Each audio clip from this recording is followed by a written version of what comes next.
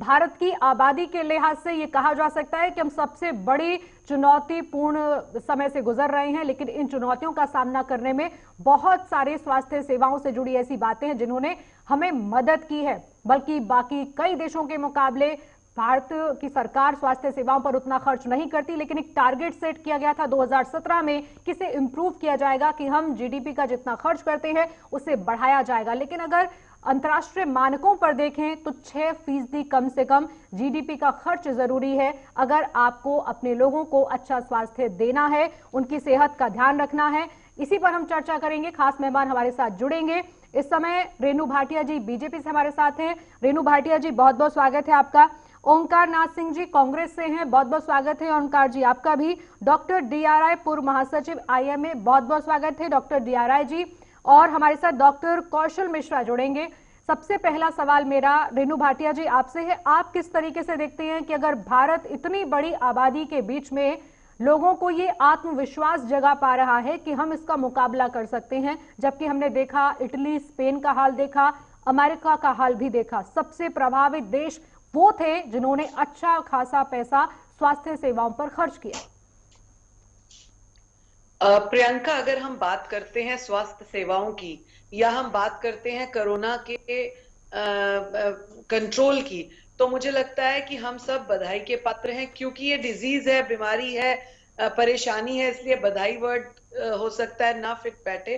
तो मैं यूं कहूंगी कि हमें गर्व होना चाहिए अपनी सरकार के उन महकमों पर जिन सबने इस चीज को कंट्रोल करने में पूरा योगदान दिया। और सबसे बड़ा सपोर्ट माननीय प्रधानमंत्री जी बार बार जो जनता से आह्वान करते रहे, उस पर जनता ने अमल किया, मैक्सिमम जनता ने अमल किया, क्योंकि उनको पर्सनली एहसास हुआ कि ये हमारे ही बेहतरी के लिए कहा जा रहा है। और अगर हम इस पर अमल करें, इस कानून को, या इस जो कोरोना के ऊपर प्रॉपर सिस्टम बनाया गया इसके ऊपर लागू करें अपनी दिनचर्या को, तो शायद हम बहुत बेहतरी की ओर जा सकते हैं। आपसे मैं बहुत सारे सवाल लूंगी, क्योंकि आपके सामने तो बहुत सारे चैलेंज हैं जो लोग जानना भी चाहेंगे कि हम अपनी स्वास्थ्य सेवाओं को दुरुस्त कैसे करेंगे। बहुत सारी खामियां इस बीच में हमें नजर आती है, लेकिन डॉक्टर DRI जी, आपकी नजर में बड़ी चीजें क्या आपको नजर आती हैं कि 2020 में कोरोना आया और ऐसी महामारी जिसके बारे में हमें किसी को सुनकर भरोसा भी नहीं हो रहा था कि क्या वाकई में ऐसा हो सकता है। समझाने में समय निकला, लॉकडाउन में समय निकला, और जब हम ये कहते हैं कि हमारे देश के अंदर अलग अलग राज्यों में देखिए 8,000 लोगों पर एक डॉक्टर, और जो हम खर्च करते हैं जीडीपी का 1.4%, 6% तक कैसे पहुंचेंगे। उस हाल में आप बता सकते हैं चीजें कहां हमारे काम आई हैं। भारतीय डॉक्टर्स इसके हकदार हैं, सभी भारतीय इसके हकदार हैं कि हम सब ने मिलकर इस लड़ाई को लड़ना सीखा। बिल्कुल ठीक पूछा। जिस बारे के बारे आप कह रही हैं, मैं एज ए डॉक्टर होने के नाते जरूर कहूंगा कि जिस वक्त प्रधानमंत्री जी ने मार्च के महीने में आकर देश को संबोधित किया और इस बीमारी के बारे में बताया, उससे पहले हम डॉक्टरों के पास इसकी पूरी खबर आ चुकी थी और हम लोग मेंटली प्रिपेयर्ड हो गए थे। जिस वक्त किसी देश का प्रधानमंत्री फ्रंट से लड़ाई चालू करता है तो सारी जनता का, सारी मशीनरी का ये काम हो जाता है उसको सपोर्ट करना। तो जो त्याग डॉक्टरों ने किया वो आज की तारीख में कोई समाज उसको नहीं भूल सकता। आपको आश्चर्य होगा ये सोच के, देख के और ये जान के, 730 डॉक्टरों ने अपने जीवन निछावर कर दिया है सिर्फ अपनी जनता को बचाने के लिए। क्या किसी वक्त हमने उनके बारे में कोई कसीदा पढ़ा आज तक? लेकिन डॉक्टरों को कसीदा नहीं चाहिए, क्योंकि उन लोगों ने अपने आप को देश की सेवा के लिए अर्पित कर रखा था। जिस प्रकार से एक जवान बॉर्डर के ऊपर लड़ाई करता है और वहां पर वो शहीद हो जाता है, एक डॉक्टर यहाँ पर समाज में लड़ रहा था और ये शहीद हो रहा था। बॉर्डर पे लड़ने वाला जो शहीद जवान है वो अपने साथ बुलेट्स लेके नहीं आता, लेकिन डॉक्टर मरने के बाद वो बीमारी अपने घर पे लेके जा रहा था, उसका परिवार खराब हो रहा था। किसी ने उसकी तरफ सोचा? कोई बात नहीं। मैंने कहा ना, we doctors have taken this profession as a choice, not as a compulsion. So we are dedicated for that when we have done it. इसके साथ साथ मैं जरूर कहूंगा कि मीडिया ने भी डे वन से इतना पढ़ाया लोगों को, इतना समझाया कि उनको एक बार समझ में आ गई कि अगर हम कोरोना से बच सकते हैं तो सिर्फ 3 चीजें हमारे पास हैं। एक मास्क है, एक सोशल डिस्टेंसिंग है और एक हैंड हाइजीन है। अगर हम इसको नहीं करेंगे तो हमारे लिए मुश्किल हो जाएगा। तो कई जगह पर लोगों ने नहीं भी किया। मुझे कहने में कोई शर्म नहीं आ रही है।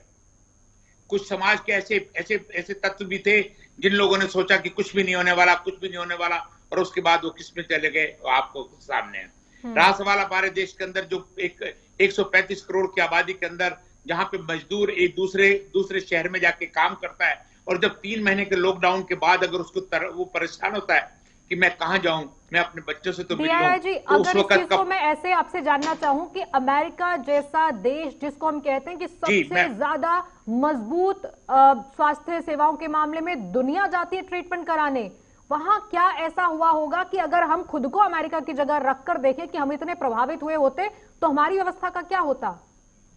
देखिए, अमेरिकन्स ने ये सोचा कि हमें तो कोरोना हो ही नहीं सकता, हम तो गोरी चमड़ी वाले लोग हैं, एडवांस लोग हैं, हमारे पास सारी सुविधाएं हैं, हमें कोरोना कुछ नहीं कर सकता। और वहां के कहने के बावजूद भी लोग बाग सड़कों के ऊपर नाच रहे थे, कूद रहे थे। वहां पर टाइम स्क्वायर को ले लीजिए, मैनहट्टन को ले लीजिए, हमने यहाँ पे टीवी के अंदर बैठ के देखा, कोई डिस्टेंसिंग नहीं थी, कोई सोशल नहीं थी। इवन हमारे प्रेसिडेंट साहब ने भी, मुझे कहने में कोई शर्म नहीं, उन्होंने भी इसको बहुत लाइटली लिया कि मास्क की कोई जरूरत नहीं है। देखिए, जो आज की तारीख में आज कोरोना को आए हुए 9 महीने, 1 साल पूरा हो गया। 1 साल के अंदर भी आज हमारे पास कारगर फिक्स लाइन का ट्रीटमेंट नहीं है। हमने इस चीज को हिट एंड ट्रायल के ऊपर हर पेशेंट को बचाया है। आज की तारीख में भी हम नहीं कह सकते कि ये 5 चीजें हमने लिख के दे दी, इससे हो जाएगा। जैसे जैसे हमारे ऊपर परेशानियां आती रही, हम मरीजों को ठीक करते रहे, और वही उसका सबसे बड़ा कारण है डॉक्टरों का सहयोग है कि आज हिंदुस्तान की रिकवरी रेट 98.5 पहुंच चुकी है। बहुत बड़ी चीज है डॉक्टर DRI जी। इस पर मैं आपसे और भी सवाल लूंगी कि भारतीय डॉक्टर्स ने गिव अप नहीं किया, दिन रात काम किया, यहां तक कि लोगों से मदद के लिए भी अगर उन्हें हाथ बढ़ाना पड़ा कि आप गुरेज करते हैं आप लोगों से कि हम तो PPE पहनकर ट्रीटमेंट कर रहे हैं, आप लोग ऐसी हरकतें ना करें ताकि आप इस स्थिति में आए कि डॉक्टर्स के ऊपर लोड बढ़ जाए। मानवीय तरीके से भी बहुत मेहनत की, और इमोशनली, जिसको आप कह सकते हैं कि लोगों को ये समझाने की कोशिश की कि वो किस परिस्थिति में काम कर रहे हैं, ये कनेक्ट कर पाया, एक्सेप्टेंस आई, इस वजह से हम थोड़ा बेहतर कर पाए। ओंकार नाथ सिंह जी, इस कोरोना काल में 2020 में आपने क्या महसूस किया कि क्या हमारी जो स्वास्थ्य व्यवस्था है, जिस पर हम कहते हैं कि ज्यादा खर्च करना चाहिए, लोगों को ज्यादा से ज्यादा इस दायरे में लाना चाहिए कि वो अपने स्वास्थ्य पे खर्च करना सीखें, हम उस पैमाने पर तो खरे नहीं उतर रहे, लेकिन कौन कौन सी चीजें आपकी नजर में है जो इस कोरोना काल में स्वास्थ्य सेवाओं में अगर हम कहीं पर भी स्टैंड कर रहे हैं तो किसको क्रेडिट आप इसका देंगे? डॉक्टर्स को, भारतीयों को, या हमने जो एक्सेप्टेंस दिखाई जब से ये कोरोना शुरू हुआ उसकी वजह से हम कुछ बेहतर कर पाए? देखिए, डॉक्टर्स की तो जितनी तारीफ की जाए कम है, इसमें कोई दो राय नहीं। डॉक्टर्स ने अपना काम बहुत कायदे से किया और पूरे पैरामेडिकल स्टाफ ने अपना काम बहुत कायदे से किया, लेकिन ये ईश्वर की कृपा है कि हमारे यहाँ इतनी तेजी से कोरोना नहीं फैला जैसा कि और देशों को फैला। हम काफी संख्या में लोग बीमार हुए, इसमें कोई दो राय नहीं थी, लेकिन अगर जैसे वहां पे फैल रहा था वैसे हमारे यहाँ फैलता तो निश्चित रूप से स्थिति बड़ी भयावह हो जाती। मैं इसका अधिक श्रेय जो है वो भारत के नागरिकों को देता हूँ, और उसका कारण है कभी कभी खराब चीज भी अच्छी बन जाती। यहाँ का पोल्यूशन वगैरह इन्वायरमेंट जितना खराब है, एयर इंडेक्स जब 412 होता है और जब सबको सावधान किया जाता है कि घर से बाहर मत निकलिए, और तब हमारे यहाँ के लोग यहाँ पर जॉगिंग कर रहे होते हैं और वॉकिंग कर रहे होते हैं और उसको झेल लेते हैं, इसीलिए उनका इम्यूनिटी सिस्टम इस टाइप का हो गया था कि कोरोना उनके हावी नहीं हो पाया, और उसका बहुत बड़ा श्रेय जाता है। अगर कोई समझता है कि हमने कोई अपनी बीमारी को कंट्रोल करके कुछ कर लिया, ऐसा नहीं। आप देखिए, बड़े शहरों को छोड़ दीजिए, छोटे शहरों में जाइए और देहातों में जाइए, कोई आदमी मास्क का उपयोग नहीं करता है। कितनी बार सरकार कहती है, कितनी बार खुद प्रधानमंत्री जी ने कहा, सारे लोगों ने कहा, लेकिन उसके बाद भी लोग उस पर अमल नहीं करते हैं क्योंकि वो उसी गंभीरता को समझ नहीं पाते। लेकिन भगवान भी उनका साथ दे रहे हैं, भगवान का साथ दे रहे हैं। गाँव में बिल्कुल ये मर्ज नहीं फैला और लोग बड़े आराम से रह रहे हैं। तो इन सब चीजों को देखते हुए कभी कभी जो खराब चीजें होती है वो भी वरदान साबित हो जाती हैं। आज अगर हमारा भी एयर इंडेक्स प्योर होता, 100 के अंदर होता, 50 से 40 होता, तो मैं समझता हूँ कि आज भारत की भी वही दुर्दशा होती जो अमेरिका वगैरह की हुई है। अच्छा, अब देखिए दूसरी चीज ये है ओंकारनाथ सिंह जी, एक चीज और भी है जिसको हम बहुत कम समय ऐसा होता है कि जब कोई भी पॉलिटिकल पार्टी या कोई भी इस चीज को डिस्कस करना चाहता हो कि हमारे पास डॉक्टरों की बहुत बड़ी कमी है। अगर हम मैंने क्या कहा, मैंने आपसे पहले ही कहा ना, ये अगर क्यों अगर हमारे एजेंडे वास्तव में में नहीं वो है? पोजीशन होती, अगर वास्तव में वो पोजीशन होती तो हमारी स्थिति बड़ी भयावह हो जाती, क्योंकि हमारे पास वो साधन नहीं है जिसमें कि हम सबको व्यवस्था कर पाते। तो उसका यही मतलब है। और अब इस समय इसकी आलोचना नहीं करेंगे क्योंकि आप कोविड के बारे में बात कर रही हैं। हमको सबसे पहले वैक्सीनेशन पर ध्यान देना चाहिए। आप कह रहे थे कि बहुत जल्दी आने वाली है। वैक्सीनेशन तो दुनिया में आ चुकी है, अमेरिका में लग रहा है और कनाडा में लग रहा है, ये जापान। ठीक है, ओंकारनाथ सिंह जी आपके पास आएंगे। अभी हमारे साथ इस समय डॉक्टर कौशल मिश्रा जी भी जुड़ गए हैं। कौशल मिश्रा जी, बहुत बहुत स्वागत है आपका। और मेरा पहला सवाल आपसे ये है कि हमने कई देशों का ग्राफ लोगों को दिखाया कि कैसे एक एक कर वो देश कोरोना की जद में आए और बड़ा नुकसान झेलते हुए नजर आए, जिन्होंने बहुत एडवांस स्वास्थ्य विभाग के मामले में खुद को साबित किया हुआ है। वैसे मानक है उन देशों के, दुनिया चाहती है उन देशों के अंदर अपने स्वास्थ्य में कभी कोई गिरावट आए तो वहां जाकर ट्रीटमेंट करवाना, लेकिन भारत ने उनके मुकाबले में जैसे कोरोना के साथ डील किया है, हम अगर भारतीय स्वास्थ्य विभाग की नींव देखते हैं और राज्यों के हिसाब से देखते हैं कि कहां कितने डॉक्टर हैं, कैसे अस्पताल हैं, उन कैटेगरीज में हम शायद किसी मानक पर भी खरे ना उतरे। लेकिन क्या चीजें आपकी नजर में है जिस वजह से हमने मजबूत इरादों के साथ इस कोरोना की लड़ाई में लगभग जंग को जीतने जैसा खुद को अपना इतना ज्यादा मजबूत रखा है कि हम ये जंग जीत कर रहेंगे?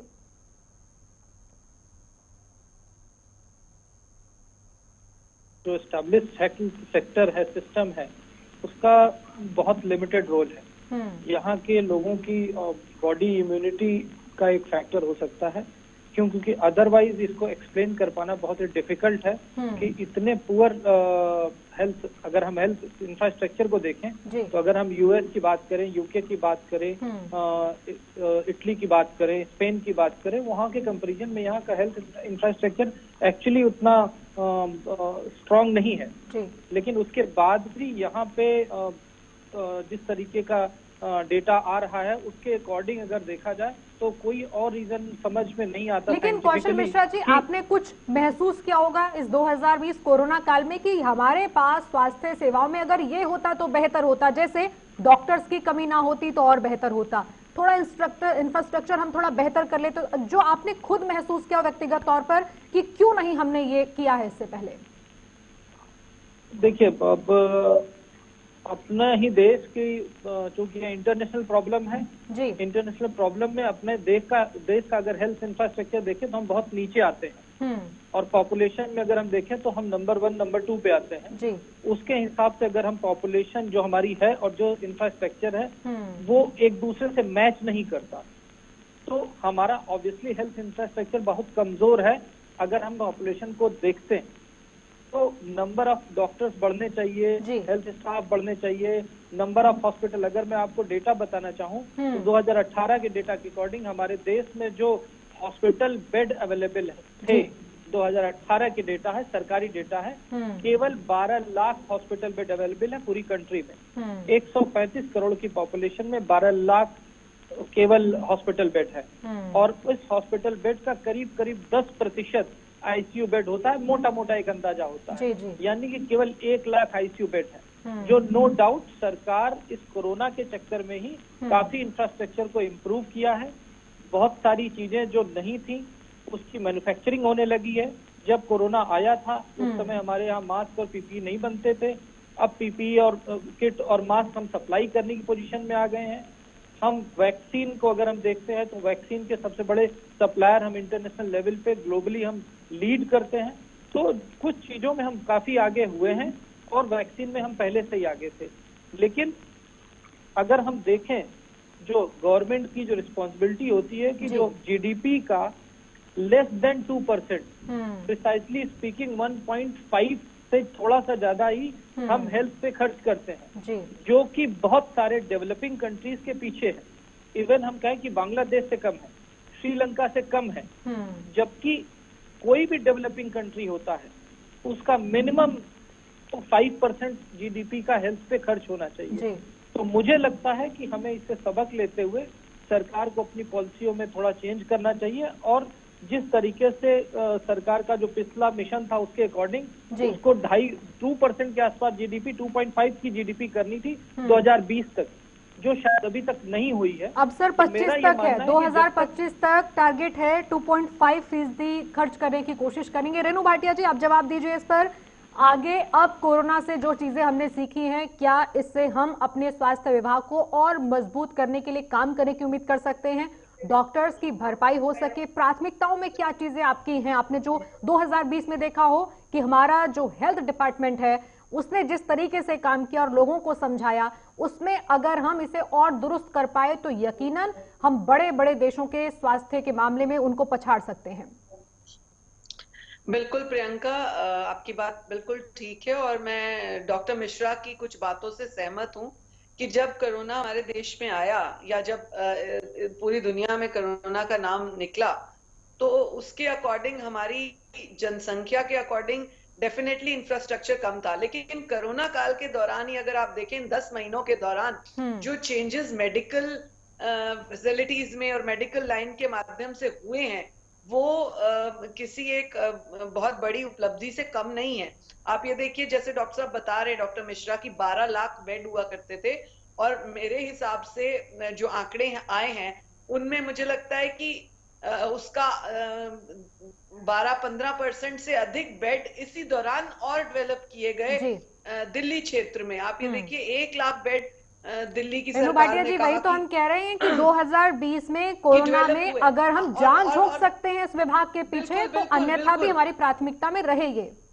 बिल्कुल। और सरकार ने जो बीच बीच में अनाउंसमेंट्स हो रही थी, जो आंकड़े साथ साथ दिखाए जा रहे थे सिवियर कोरोना काल के दौरान, उसमें जो हमारे हेल्थ सेक्रेटरी हैं सेंट्रल गवर्नमेंट के, वो बार बार इसी बात को दोहरा रहे थे कि इस आपातकाल बीमारी को देखते हुए हमने ये जजमेंट भी किया और एहसास किया कि हम बहुत पीछे हैं और हमें इसी दौरान बहुत आगे स्पीड से बढ़ना है और 2025 तक बहुत रिकवरी करने की कोशिश इस डिपार्टमेंट की होगी कि हेल्थ डिपार्टमेंट हेल्थ इश्यूज को लेकर मैक्सिमम फैसिलिटीज जो हम दे सके।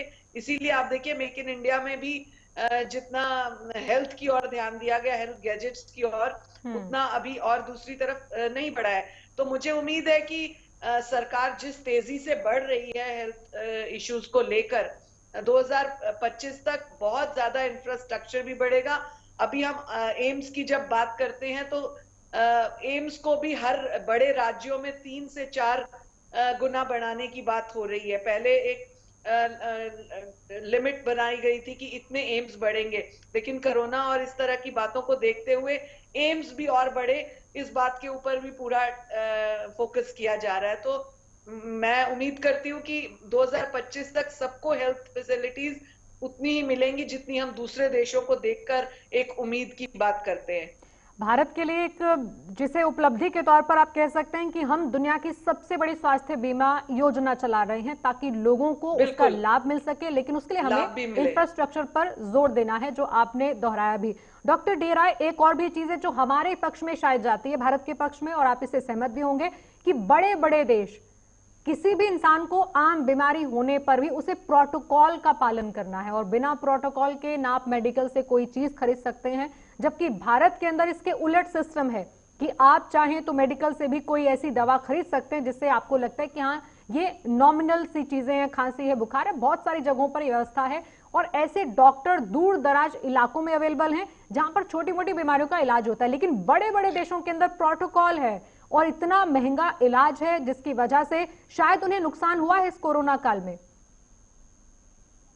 देखिए, आपने बिल्कुल ठीक कहा कि हमारे देश के अंदर अगर देखा जाए तो बेस्ट पॉसिबल मेडिकल सर्विसेज एक अफोर्डेबल रेट के ऊपर दी जाती है।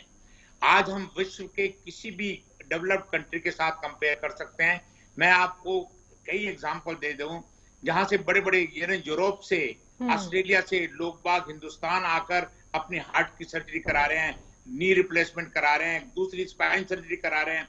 क्योंकि अगर आप देखें, मैं एक बार 2012 के अंदर 11 के अंदर मैं वहां पे ऑस्ट्रेलिया में गया तो वहां पर एक बैच चढ़ गई थी, तो हमने कहा भाई ठीक है, आप लोग एडवांस कंट्री है, मैं आपको सैल्यूट करता हूं, लेकिन आपसे अच्छी सर्विस हमारी सरकार अपनी जनता को दे रही है जो आप नहीं दे पा रहे हो। क्योंकि उसी वक्त ऑस्ट्रेलिया से 2 लोग हिंदुस्तान में मेदांता में ऑपरेट होके गए थे और उन्होंने लोग ऑस्ट्रेलिया के पेपरों में बड़ी तारीफ लिखी थी।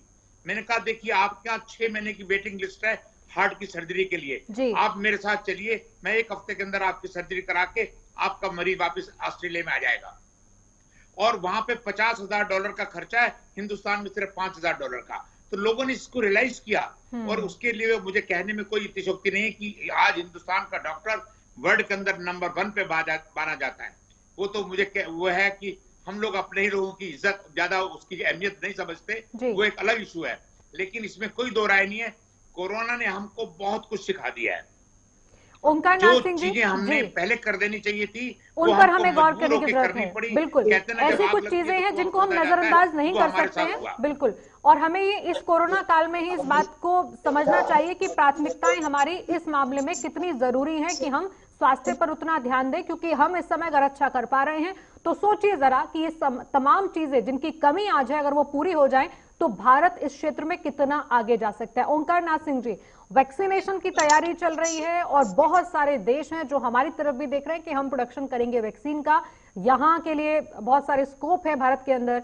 लेकिन कुछ चीजें ऐसी हैं जिसमें आप ये कह सकते हैं कि भारत ने अपने आप को, अपने रवैये को इतना अच्छा और लचीला रखा है कि कोई भी हमें अप्रोच कर सकता है, जो अप्रोच हमें बाकी देशों में नजर नहीं आती है। अगर हम उस रास्ते पर चलने लग जाए तो इतनी बड़ी आबादी के लिए मुश्किल होगा ऐसा हेल्थ इंफ्रास्ट्रक्चर को मेंटेन करना भी। आपको लगता है कि हम कुछ चीजें हम इस देश के अंदर ऐसी हैं जो स्वास्थ्य के मामले में बाकी देशों से काफी बेहतरीन है? देखिए, स्वास्थ्य में अभी में बहुत कुछ करना है। हमारे पास ऐसा कुछ नहीं है जो कि दुनिया में सबसे ज्यादा बेहतरीन, लेकिन हम फिर भी जैसे डॉक्टर साहब ने बताया कि हम सभी चीजें कर सकते हैं, सारे ऑपरेशन कर सकते हैं, लेकिन अभी मेडिकल फैसिलिटी में हमें बहुत कुछ लेना है और बहुत कुछ करना है। एक तो सबसे बड़ी है डॉक्टर्स की कमी। डॉक्टर्स एक दिन में तो पूरे हो नहीं जाएंगे। 6 साल का कोर्स होता है, उसके बाद हाउस जॉब 5 साल का कोर्स होता है, वो 6 साल मान के चलिए, और उसके बाद हाउस जॉब होता है और फिर उसके बाद कोई स्पेशलाइजेशन होता है, तो 10 साल में एक डॉक्टर पैदा होता है। और जो आपके पास रफ्तार है उसमें ऐसा कुछ नहीं हो सकता है कि एकाएक आपके पास लाखों डॉक्टर पैदा हो जाएंगे। तो ये धीरे धीरे ही बढ़ेगा। इस पे कुछ मेडिकल कॉलेज आप बढ़ाइए, लेकिन मेडिकल कॉलेज बढ़ाने के लिए भी आपको समय की आवश्यकता है। ऐसा नहीं कि एक दिन के अंदर मेडिकल कॉलेज बन जाएगा और वहां पे आप सब कुछ फैकल्टी तैयार कर लेंगे और डॉक्टर्स आ जाएंगे और आप पढ़ाने लगेंगे बच्चों। दूसरी चीज, उसी मेडिकल स्टाफ की वजह से कमी से जो छोटी मोटी दवाइयां होती हैं आदमी जाके खुद दुकान पे ले लेता है, यहाँ कोई रोक टोक नहीं है उसका। और वहां पर क्यों है, वहां पे जो नर्सिंग स्टाफ है उनको ट्रेनिंग दी जाती है, वो भी प्रिस्क्रिप्शन लिख सकते हैं, उनके भी प्रिस्क्रिप्शन पे दवा मिल जाती है। यहाँ नर्स को प्रिस्क्रिप्शन लिखने की परमिशन नहीं है। तो ये सारी चीजें बहुत सी हैं जो हमें करनी है अभी। और देखिए, कोविड निश्चित रूप से एक ऐसी महामारी है जो कि 100 साल के बाद इस तरह की भयावह महामारी आई है। लेकिन ये सोचिए कि इसके पहले कोई महामारी नहीं आई थी, इसके पहले भी आई थी, प्लेग भी आया, इन्फ्लुएंजा भी आया, तो ये सारी चीजें आई, हम उससे निपटते गए और तब तो मेडिकल फैसिलिटी कुछ नहीं थी और तब भी हमने उससे निपटा। आज तो बहुत अच्छी मेडिकल फैसिलिटी है उसके मुकाबले में, लेकिन हमें अभी बहुत कुछ मेडिकल फैसिलिटी में करना है। इसके लिए अभी हम ये कहें कि हमने बहुत कुछ कर लिया है, हम इससे सहमत नहीं। ओंकारनाथ सिंह जी, आपको याद होगा कि बहुत सारे देश ये कह रहे थे कि भारत तय करेगा कोरोना महामारी का रूप कितना भयावह होगा, ये कंट्रोल कैसे होगी, ये भारत के ऊपर है। उस समय हमारे लिए ये क्या आप भी समझते हैं कि किस तरीके से कहा जा रहा था ये? हाँ जी, ये भारत के नागरिकों को दाद देनी चाहिए और ईश्वर की कृपा माननी चाहिए कि जो इम्यूनिटी हमारे भारत के नागरिकों के पास इस समय है, वो चाहे दूषित वातावरण के कारण हो, चाहे इन्वायरमेंट जो है वो क्या कहते हैं इतना खराब है उसकी वजह से हो, उसकी वजह से आज ये हमारे बच्चे बचे हुए हैं। दुनिया के कई देश हैं जो शायद इम्यूनिटी के मामले में या हार्ड वर्क के मामले में हमारे साथ खड़े होंगे, लेकिन एक्सेप्टेंस नहीं थी। कितने लोग थे जो सड़कों पर उतरकर कह रहे थे सरकारों से कि लॉकडाउन खत्म कर दीजिए, मरेंगे तो हम मरेंगे। भारत में तो ऐसा नहीं हुआ कम से कम। आपका बहुत बहुत शुक्रिया ओंकारनाथ सिंह जी जुड़ने के लिए हमारे साथ। रेणु भाटिया जी, आपका भी